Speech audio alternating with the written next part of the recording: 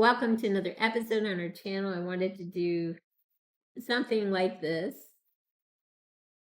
I didn't think I could create it with things I could get with 1/6 loose distributors, 1/6 scale loose distributors.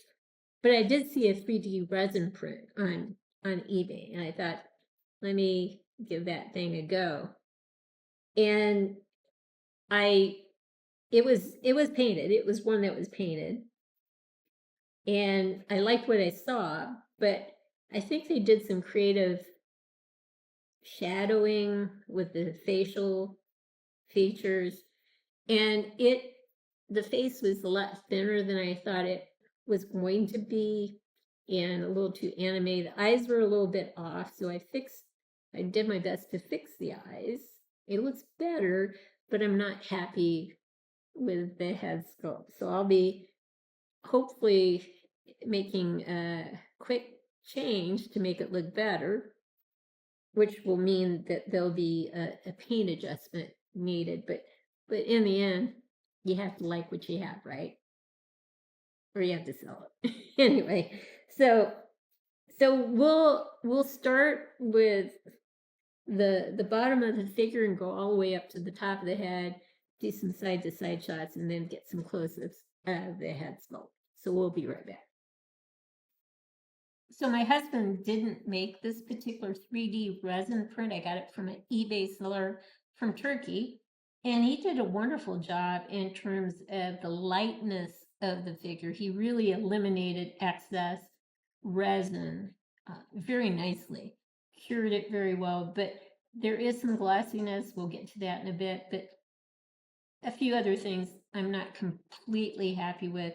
The rock formation that the figure is standing on, I would have made it a lighter color and did a wash, did some shadowing on it so that more things would pop. The boots are slightly different in color than the rock, but it just kind of looks too, I don't know, blasé, I guess is the way to put it, for me anyway. But the fur above the boots are nice. As we go up, you'll see a loincloth on her, which is very nice as well. And more fur. And a weapon behind her back. And then she's not warmly dressed, as you can see. She's got a skeleton head, like I don't know, a saber-tooth tiger or something on her shoulder, and some more bone fragments on her other shoulder. But as we see the face, it's very thin, and the eyes were really off when I got it. They were not centered, so I had to center the eyes a bit better. But the glossiness from the neck on up is, apparently my husband says that's probably due to not soaking it in alcohol long enough.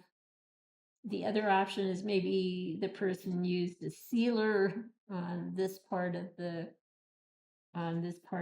statue that left a glossy kind of look to it. So I'm definitely not happy with the face, but overall I'm happy, and I can make an adjustment here. So I'm going to be thrilled in the end. I just need to make an adjustment and change the pigment of her skin. I think I'll be okay. So anyway, we'll pause and do some side to side shots and then get a tight close up of her facial features. You'll see the glossiness a lot more that way. We'll be right back. So we'll go side to side so you can see a bit more. This really fit together quite well. I mean, the person who did the 3D resin print knows what he's doing very nicely. It's just that the shadowing with the photographs of the print, it made the face look a little bit different than what it turned out to be. So we'll get a close-up of the face now. So this is where the glossiness is really evident. It's in the head sculpt, it's in the neck, Not really any other place. And the face is very thin. I'm not happy with this particular head sculpt. Too thin. So there you go. So this is what I want to do. I want to replace the head with a 1/6 scale head. I think this is the head that will work for me. Now the neck isn't quite right, but I can kind of cut that down or have my husband cut it down a touch so that it looks a little bit better. And of course, the head sculpt, it may be hard to see at this point in time, but it's a shade darker, a couple shades darker than the skin tone on the body. And if I have to, I will repaint this so that everything matches nicely. We'll get a further out look when we do the final piece here. We'll show her alongside another figure that hopefully will go together quite well. So we'll be right back. So I don't know about you guys, but I think the head sculpt on the figure now is a lot better than this one. That's my 2 cents anyway. So we'll be right back. So there's a story and a story with this particular figure from Turkey. So it reportedly through eBay was delivered on a Wednesday. And we went looking for it on a Thursday because we didn't hear anybody knocking on Wednesday. And we went looking for it on Thursday. Couldn't find it in our locked drop-in box, and we're going like, well, this is weird. We have a locked drop box. How could it not be there if it was delivered? And eBay said it was delivered. So my husband went about 3 houses down all around us and asking neighbors, had they seen a package? No, nobody had seen a package. And based on that information, knowing it had been delivered, I opened a case with eBay because I've done this in the past where I've gone over that time limit and I don't have my money back guarantee. So I wanted to open the case right away, then track down the seller and, see what's going on. But something weird was happening. And what was even weirder was that when we tried to, we found the service that the seller used in Turkey to send it to us. And the husband tried to create an account with that service and wouldn't let us create an account to track it. It didn't recognize our address as being in Turkey. And he tried 2 different browsers. It still wouldn't work. So it was like really strange. We didn't understand it. And so now I'm thinking, bye-bye, it's not coming. I really want it, but it's not coming. And I'm devastated. But if I get my money back, I'll be okay. And so I reached out to the seller after filing the claim, and he said it was delivered, and he sent an invoice or something. He sent, and apparently it had morphed from the Turkey server that was sending it to FedEx International. So now we had a FedEx International tracking number. And when we checked that number, we saw the picture of the delivery. And we went like, okay, that's not us. It was on a bench. We have no bench in front of our yard, no bench. We do have a locked drop box, but we have no bench. So my husband found the bench. It was way down the block. Now the person wasn't home, and this is the delivery happened the day before. And so we're going like, oh, maybe there was a porch pirate that took that from the bench, or maybe that person has decided to keep it. We didn't know what was going on, but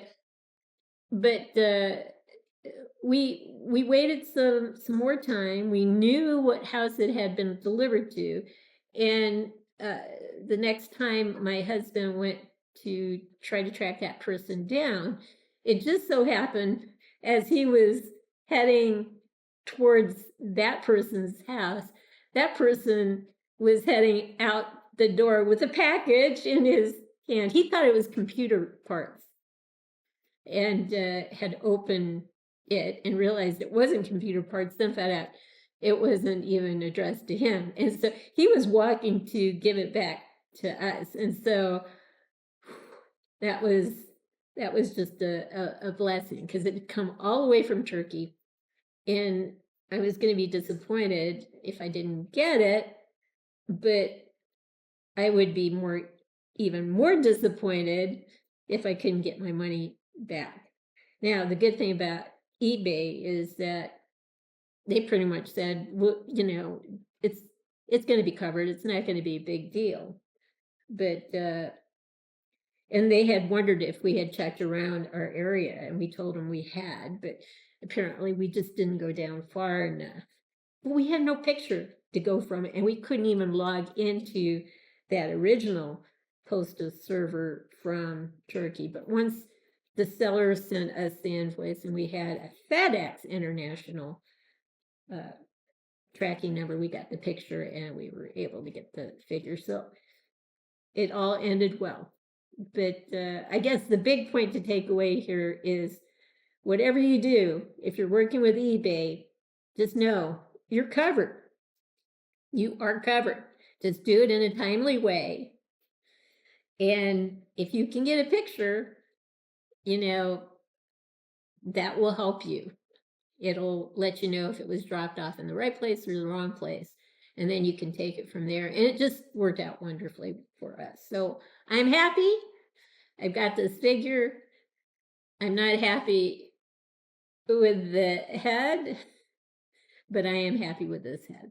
So, and it went together beautifully. This person knows exactly what they're doing with 3D resin prints. I'm just not happy with the head. That's all. I'll fix that. I'll get the skin tone changed, and I will be a happy camper. So we'll pause and be back in just a second. So this gal is going to go with this guy, not with this head, but this head. I need to make just a couple corrections, skin tone, to match the head better. And I really do want to weather this a bit more so that there's a little more contrast showing in the rock formation. I don't think I'll be happy until I do that. So darken the skin tone, change the rock formation, give it a little more character, make sure the head fits nicely on this body, and I'm going to be a happy camper. I think they'll look great together. I hope you've liked what you've seen. If you have, consider giving us a thumbs up and subscribing to our channel. In the meantime, everyone, please have a great day.